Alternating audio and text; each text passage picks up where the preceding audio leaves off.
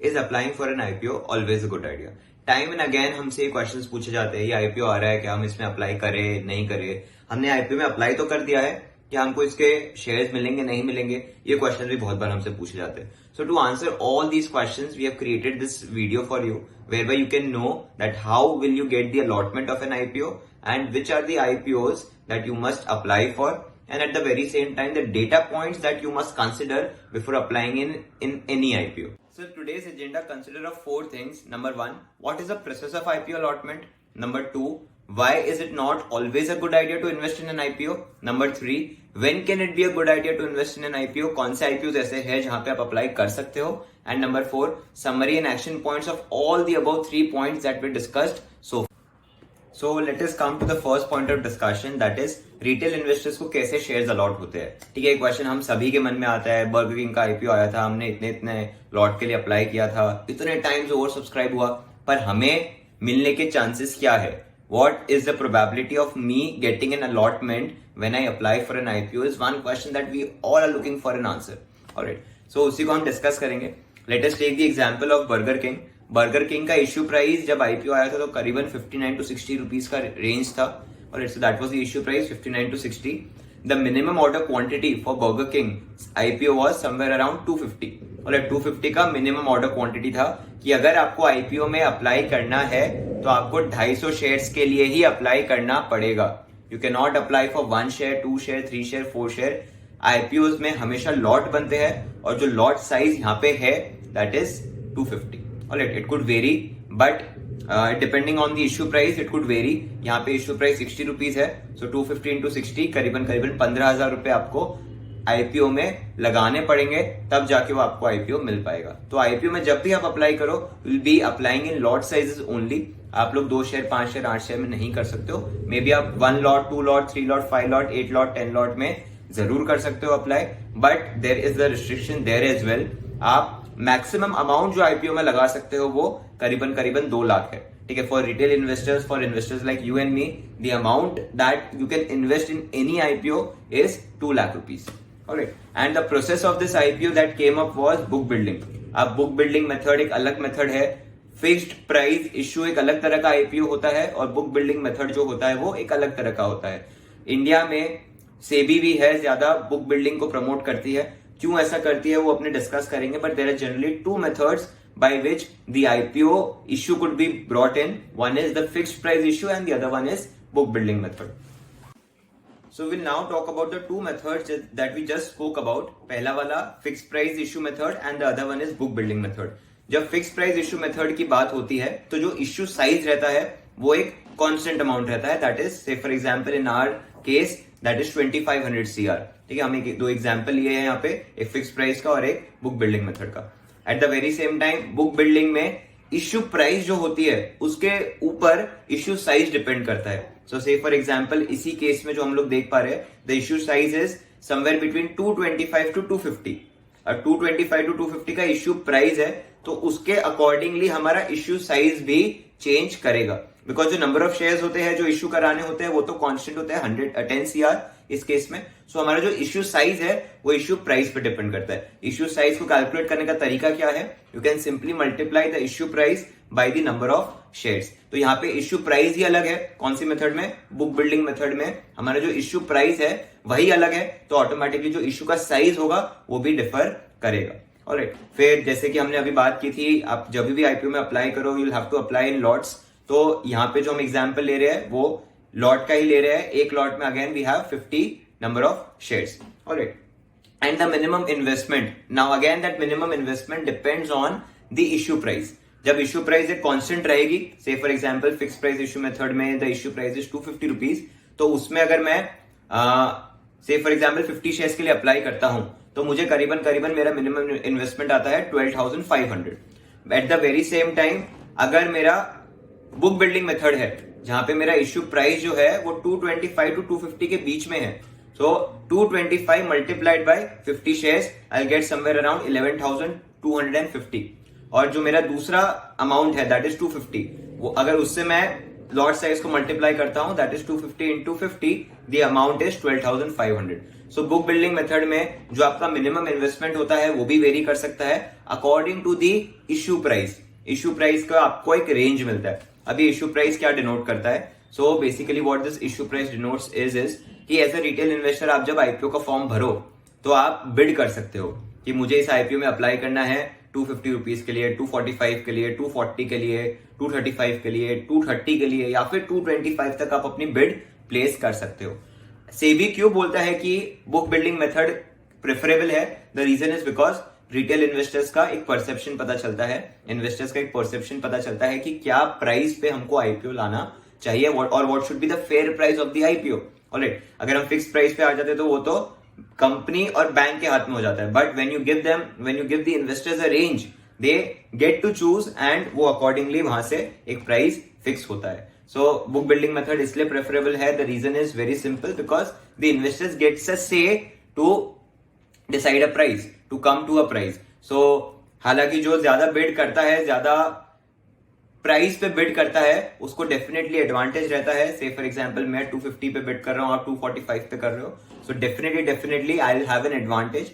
The advantage that I will have over you is, अगर एक ही lot है अगर अप्लाई करने को तो मुझे मिलेगा, आपको शायद ना मिले, बिकॉज मेरा बिड जो है वो आपसे ज्यादा है। But yes, definitely the bidding of investors, it definitely helps to figure out the right price or the fair price. Alright, so that is the difference between book building method and fixed price issue method. Generally हमारी country में आप most of the IPO जो देखोगे वो book building method पे ही आ रहे होंगे। और जैसे बुक बिल्डिंग मेथड आ जाएगा, आपका जो प्राइस के अकॉर्डिंग आपका जो मिनिमम इन्वेस्टमेंट है वो चेंज करेगा। ऑलराइट, हालांकि वो मिनिमम इन्वेस्टमेंट कभी भी 15,000 को क्रॉस नहीं करेगा।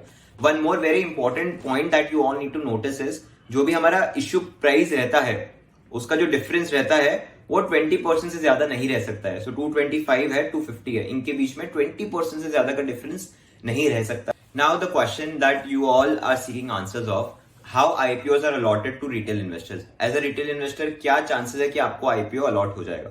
सो we have taken 3 simple cases for this. पहले केस में हम मान रहे हैं कि अंडर और इक्वल सब्सक्रिप्शन हुआ है। मतलब क्या कि जितने कंपनी शेयर्स लाई थी इश्यू के लिए उससे कम या उतने ही लोगों ने अप्लाई किए। फॉर एग्जांपल 1 करोड़ कंपनी ने शेयर्स लाए और what we are doing is as an investors also we are applying for 1 crore shares only और less than that. In that case everybody will get the IPO allotment. सभी को IPO allotment मिल जाएगा, सभी को shares जो है उसके डीमैट अकाउंट में मिल जाएंगे। Now a very important thing here that we all need to know is, minimum 90% subscription तो होना ही चाहिए। अगर 90% सब्सक्रिप्शन नहीं होता है कोई भी आईपीओ में तो आईपीओ जो है वो स्क्रैप आउट हो जाता है। So very simple case, the first one, अगर अंडर और इक्वल सब्सक्रिप्शन है सो सभी को आईपीओ अलॉटमेंट होगा। Second case is my favourite one, कि ओवर सब्सक्रिप्शन हो रहा है लेकिन इतना बड़ा ओवर सब्सक्रिप्शन नहीं हो रहा है। Say for example company 1 crore shares लाई थी इश्यू के लिए, बट हमने 1.2 टाइम्स 1.5 टाइम्स ही अप्लाई किए हैं।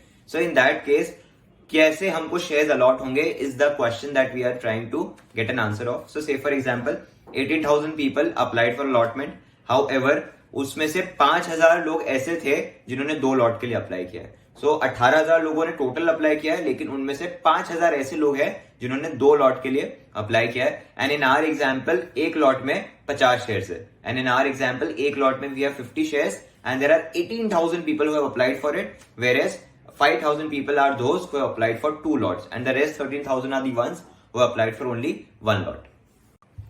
So the total number of shares that are being applied for is 13,000 multiplied by 1 lot plus 5,000 multiplied by 2 lot. So total कितना बन रहा है? 13,000 into 50 because एक lot में 50 shares है, and 5,000 into 100. क्यों 5,000 into 100? Because 2 lot में total 100 shares हो जाएंगे।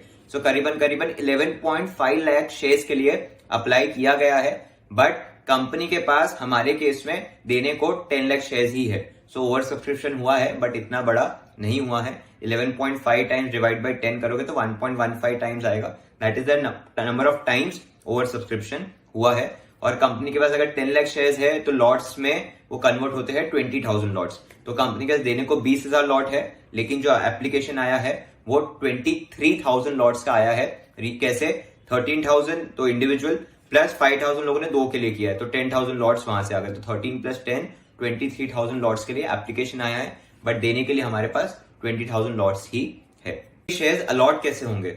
एक लॉट तो सभी 18,000 इन्वेस्टर्स को मिल जाएगा, ठीक है। जो 18,000 इन्वेस्टर्स है, भले उन्होंने एक के लिए अप्लाई किया है, 2 के लिए किया है, सभी को एक लॉट तो मिल ही जाएगा। अब बचे 2,000 लॉट्स।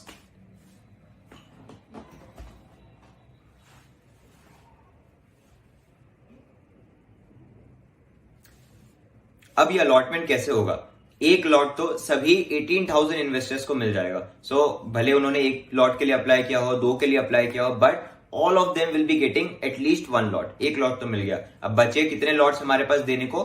2,000 लॉट्स, क्योंकि हम 20,000 टोटल लॉट्स लेके बैठे थे, उसमें से 18 हम दे चुके हैं, तो बचे हमारे पास केवल 2,000 लॉट्स। अब ये 2,000 जो लॉट है वो उन लोगों में प्रोपोर्शनेटली बढ़ जाएंगे जिन्होंने एक से ज्यादा लॉट के लिए अप्लाई किया है। हमारे केस में हालांकि सभी ने 2 लॉट के लिए अप्लाई किया है, बट कोई ऐसा केस होता है जहां पे कोई इन्वेस्टर ने 5 लॉट के लिए अप्लाई किया है, 4 के लिए किया है, तो उनको प्रेफरेंस मिलता है इसमें। But in our case what we need to understand is, एक लॉट तो सभी 18,000 को मिल गया, लेकिन जो बचे हुए 2,000 लॉट्स है वो प्रोपोर्शनेटली उन लोगों में बढ़ जाएंगे जिन्होंने एक से ज्यादा लॉट्स के लिए अप्लाई किया है। प्रोपोर्शनेटली जब भी हम बात करेंगे तो it will be done on a pro रेटा basis. Now the third case, जहां पे ओवर सब्सक्रिप्शन हो रहा है, लेकिन बहुत बड़ा ओवर सब्सक्रिप्शन हो रहा है, 100 टाइम्स, 110 टाइम्स, कंपनी के पास देने के लिए 100 शेयर्स है, पर लोग 10,000 शेयर्स के लिए अप्लाई कर रहे हैं। So in that case what happens is, 1 lot is given to each investor based on computerised lucky draw. तो एकदम रैंडम सिलेक्शन होता है। इसीलिए इस केस में बार बार आपसे कहा जाता है कि rather than applying for multiple lots from 1 demat account, do what, आप अपने फैमिली मेंबर्स को गैदर करिए और सभी के डीमैट अकाउंट से इस पर्टिकुलर आईपीओ के लिए अप्लाई करिए और एक लॉट में ही अप्लाई करिए। That will increase your chances, alright, because it is game of probability here कि किसी भी एक इन्वेस्टर को वो लॉट मिल सकता है। Say for example 110 times subscribe हो रहा है, तो 1/110 times is the probability of any investor getting that particular lot. So that is the third case where the over subscription is very huge. Now let's begin to know why it may not always be a good idea to invest in every single IPO that you come across. So the first reason that I would like to cite out is that IPOs are merely a way to provide exit to the promoters and the investors. So say for example, if there is any company that is getting started up, so second year, third year में हो सकता है investors आ रहे हैं company में। अब वो investors जो है, मान लो 10 लाख रुपए डाल रहे हैं 1000 शेयर्स के लिए। इन दैट केस जब आईपीओ आ रहा है तो what would they want? They would want that इनके जो 1000 शेयर्स है उनका बहुत ज्यादा वैल्यूएशन या फिर बहुत ज्यादा प्राइस पे वो बाद में बिक सके। सो आईपीओ मे बी अ वे कि इन इन्वेस्टर्स को एग्जिट मिल सके ताकि वो अपना पैसा निकाल सके कंपनी से। सो दे वुड वांट कि वो 1000 शेयर जो है वो ज्यादा से ज्यादा दाम पे बिके, ना कि कम दाम पे। So that is why the IPOs which are providing exit to the promoters and the investors, you will always see that the valuations are on the higher side. Alright, so आपको उसमें से बच के रहना है. You have to read the DRHP and you have to see whether it is an exit or whether a fresh issue is coming up. I would like to prove with some of the data points that as to why investing in every IPO is not a good idea. Longer run में picture और ज्यादा bleak है. So first point is somewhere around less than 20% of the stocks have been able to give a annual rate of return of greater than 15%. At the very same time, there have been greater than 65% stocks जो आज अपने issue price से भी नीचे trade कर रहे हैं, और करीबन सिर्फ 9 ही ऐसे स्टॉक्स है जो एनुअल रेट ऑफ रिटर्न 100% से ज्यादा दे चुके हैं. So in the longer run definitely not in favour of applying for an IPO given the data set that we have, but in the shorter run it might be, we might have an equally likely chance to get some premium gain.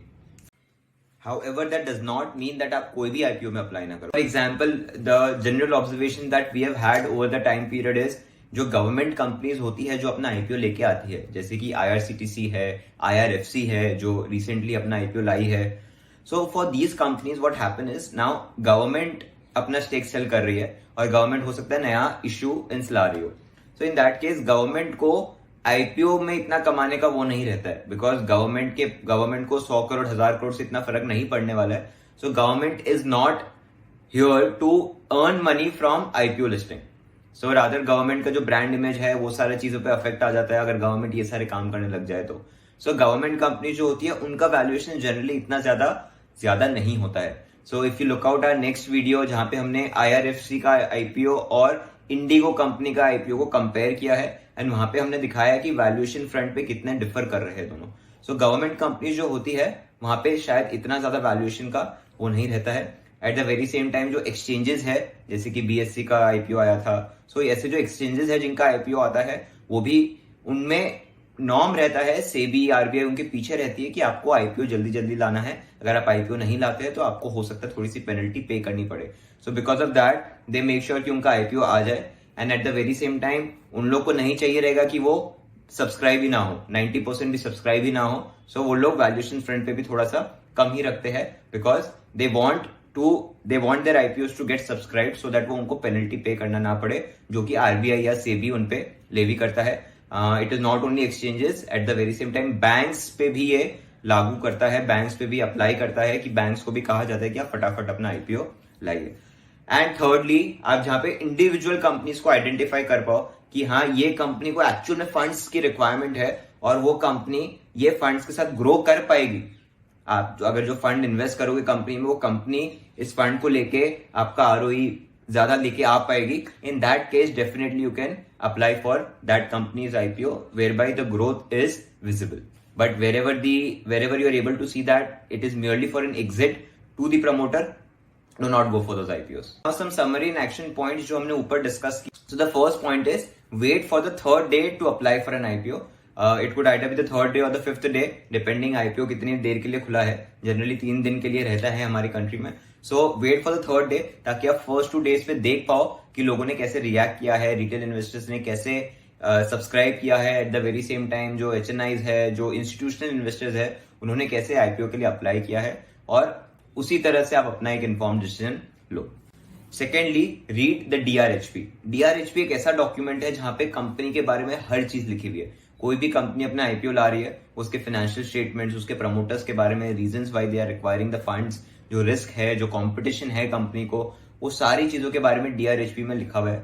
So it is a very important document that you must read before you apply for any IPO. Thirdly, stay away from IPOs which are merely for exit to investors. अगर कोई investor था जिन्होंने early stage पे company में invest किया था, आज उसको एग्जिट चाहिए, उन IPOs से आप थोड़ा सा दूर रहिए, because those are not the IPOs whereby you would see your money growing.